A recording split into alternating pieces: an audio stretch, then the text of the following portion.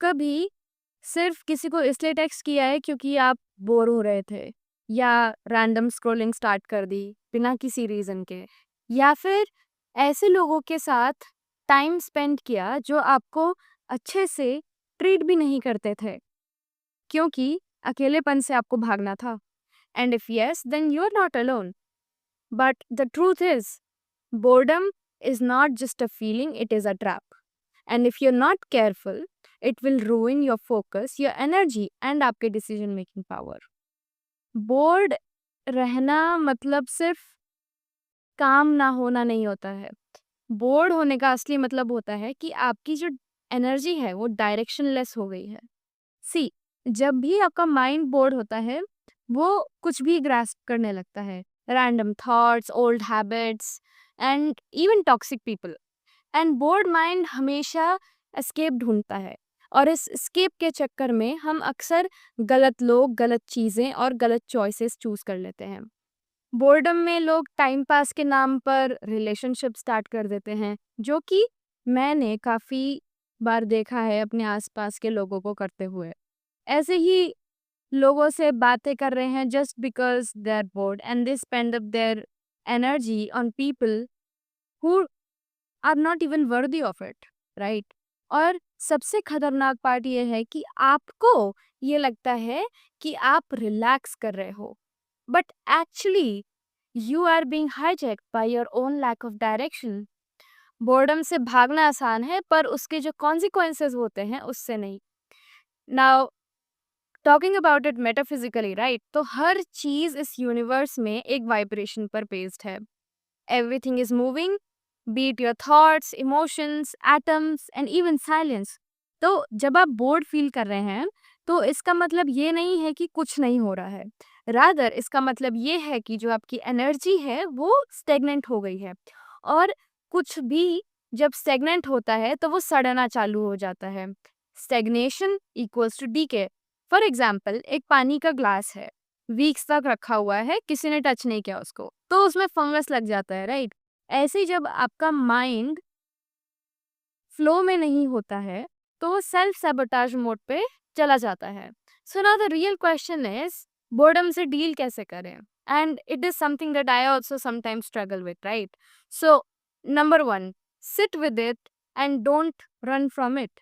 अक्सर हम बोर्डम से भागने लगते हैं। स्क्रोलिंग, बिंज वॉचिंग या किसी से बात कर लेना सिर्फ एक एस्केप बन जाता है। पर जो लोग बोर्डम के साथ बैठते हैं, उन्होंने हमेशा कुछ ना कुछ नया क्रिएट किया है। तो जेके रॉलिंग एक ट्रेन पर थी, राइट? मैनचेस्टर से लंदन को जा रही थी। नाउ ट्रेन डिले हो गई थी। उनके पास ना ही फ़ोन था, और जो उनके पास पेन था वो भी काम नहीं कर रहा था। बस वो खुद के थॉट्स के साथ बैठी रहीं। और इसी बोर्डम के बीच हैरी पॉटर का आइडिया उनके दिमाग में आया। ना, अगर वो उस वक़्त बस कुछ ऐसा कुछ कर लेती जिससे वो अपने आप को डिस्ट्रैक्ट कर लेती, तो शायद आज हैरी पॉटर की दुनिया जो पूरी है वो एग्ज़िस्ट भी ना करती। एंड न्यूरोसाइंस के मुताबिक जब आपका ब्रेन रेस्टिंग स्टेट में होता है, यानी कि बोर्डम के वक़्त, तो वो सबसे ज़्यादा क्रिएटिव आइडियाज़ जनरेट करता है। Default mode network which is DMN, वो एक्टिवेट हो जाता है, जो आपके अंदर के आइडियाज़, मेमोरीज़ और इमेजिनेशन को लिंक करता है। And that is when the real magic happens. तो नेक्स्ट टाइम जब आप बोर्ड फील करो, तो सिट इन साइलेंस, कुछ मत करिए, observe your thoughts and ask yourself, मुझे क्या एक्चुअल में करने का मन है जो अब तक मैं इग्नोर कर रही हूँ? And that's when you will get your answer from your inner self. Number 2, let it teach you something. So boredom से भागने की जगह आप उसे फील करिए। आस्क योरसेल्फ, मैं क्यों बोर फील कर रही हूँ, राइट? क्या कुछ मिसिंग है मेरे रूटीन में? क्या मुझे ग्रो करने की ज़रूरत है? क्या मैं स्टेगनेंट हो गई हूँ? And sometimes, even if you are having the worst time of your life, the best thing you can do is not do anything at all and let it pass through you. So instead of seeing boredom as your enemy, treat it like a compass. Boredom अगर आप allow करो उसे रहने को, तो वो आपको एक बहुत बड़ा आंसर दे सकता है। आपका नेक्स्ट स्टेप, सो ब्लेस पास्कल, जो कि एक फ्रेंच मैथमेटिशियन एंड फिलोसोफर थे, उन्होंने एक लाइन कही कही थी, राइट? और जो कि आज भी बहुत रेलेवेंट है, which is that all of humanity's problems stem from man's inability to sit quietly in a room alone. ये बोर्डम ही है जो हमारे अंदर से सबसे ज़्यादा आंसर्स निकाल सकता है, लेकिन सिर्फ तब जब हम भागने की बजाय उसके साथ बैठें, ऑब्जर्व करें, अपने रूटीन और लाइफ के पैटर्न्स को देखें। Now take Charles Darwin for example, right? जब वो बोर हो गए थे अपने रूटीन साइंस एक्सपेरिमेंट से, तो उन्होंने डिसाइड किया कि he will go on a voyage on the HMS Beagle, right? It wasn't some exciting career move at that point of time, just something new to get out of that monotony. But उसी journey पे जो उनका theory of evolution है, वो shape लेना start करी।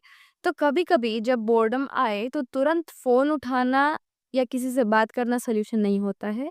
कभी कभी सबसे बेस्ट सोल्यूशन होता है उस स्टिलनेस को फील करना, उस डिस्कम्फर्ट को एक्सेप्ट करना, क्योंकि बोर्डम ऑफ्टन शोज यू जहाँ आप स्टक हैं, और जहाँ आप स्टक हो वहीं से आपका नया चैप्टर शुरू होता है। So next time when you feel bored, ask yourself, what is this trying to show me about my life? Because boredom is not silence, it is a signal.